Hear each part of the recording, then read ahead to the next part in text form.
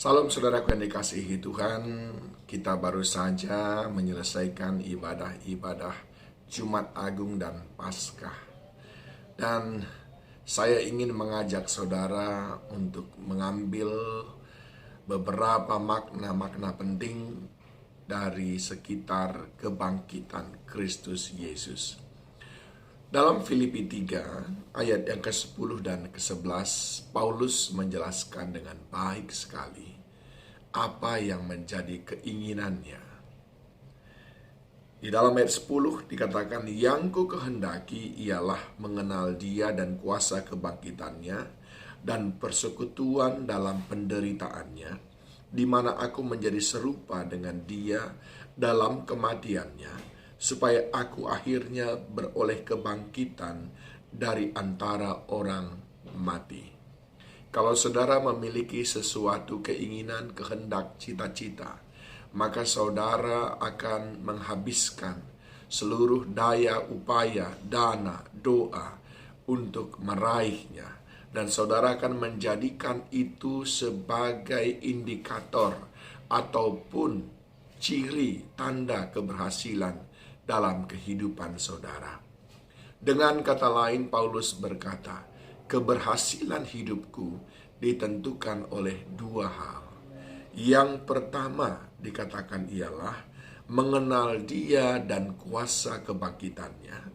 Dan yang kedua adalah mengalami persekutuan dengan Kristus melalui penderitaannya. Apa yang dimaksud dengan mengenal Dia dan kuasa kebangkitannya? Tentu di sini mengenal Dia bukan sekedar hanya pengetahuan teologis saja, tetapi mengenal Dia itu berarti betul-betul memiliki hubungan dengan Kristus Yesus dan memahami bagaimana Dia hidup, apa isi hatinya, sehingga kita mengenal Dia dengan utuh bahwa Dia adalah Allah yang sebetulnya sanggup untuk menghentikan semua penderitaan itu di kayu salib, namun Dia tidak memilih itu karena di dalam Dia ada kasih yang luar biasa. Pengenalan akan Dia juga membuat kita akhirnya hidup tidak lagi seperti orang-orang lain hidup, sebagaimana dijelaskan oleh Rasul Paulus di dalam Filipi 3 mulai dari ayat 1 sampai dengan ayat yang ke-9. Dia di sana membahas tentang orang-orang yang hanya peduli kepada kehidupan keagamaan yang diikutinya berdasarkan perintah-perintah. Bahkan Paulus berkata di ayat yang kedua, hati-hatilah terhadap anjing-anjing, hati-hatilah terhadap pekerja-pekerja yang jahat, hati-hatilah terhadap penyunat-penyunat yang palsu.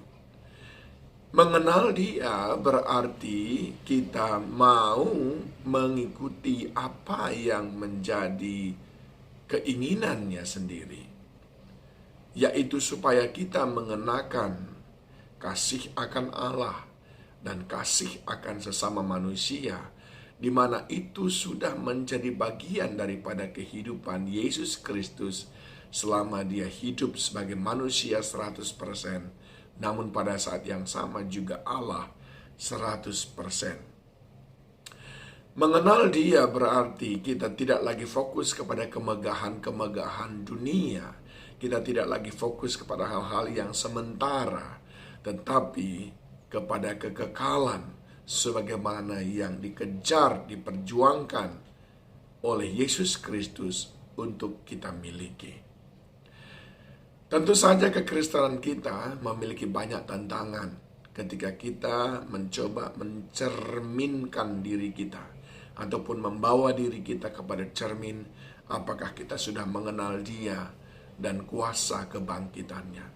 Kuasa kebangkitannya berbicara tentang tekad kita untuk mengalahkan dosa sebagaimana Kristus sudah mengalahkan dosa. Adakah kita hidup di dalam kehidupan yang selalu ingin mengalahkan dosa atau kita izinkan dosa berkuasa atas hidup kita. Paulus berkata, itu yang kuingini. Lalu yang kedua, yang Paulus inginkan adalah mengalami persekutuan dalam penderitaannya. Persekutuan dengan Kristus Yesus berbicara tentang sebuah kesatuan manunggal. Dan Paulus menjelaskan salah satu cara untuk mengalami persekutuan dengan Yesus Kristus adalah kita rela menderita karena Yesus Kristus.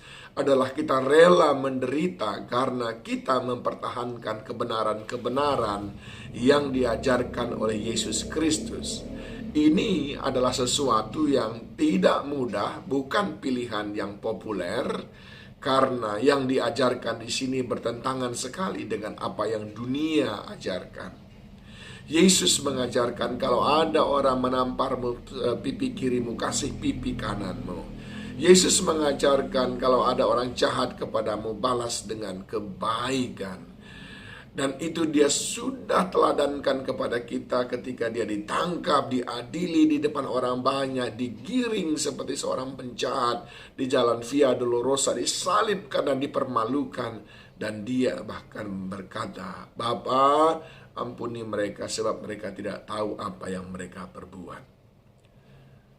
Dia mati sampai di kayu salib dan berkata, sudah selesai. Saudara yang dikasihi Tuhan, itu adalah hal yang diinginkan oleh Paulus. Dia tidak menginginkan rumah yang besar. Dia tidak menginginkan harta duniawi yang sebentar lagi semuanya sama sekali tiada berarti. Kalaupun engkau miliki itu hanya ada 80, 90, katakanlah 100 tahun. Sesudah itu semuanya nilainya 0. Tapi yang berarti adalah mengenal dia dan kuasa kebangkitannya dan mengalami persekutuan dengan dia. Saya sepakat dengan Paulus. Saya pun ingin mengejar hal yang sama. Dan saya juga mengajak saudara untuk mengejar hal yang sama. Kiranya Tuhan menolong kita.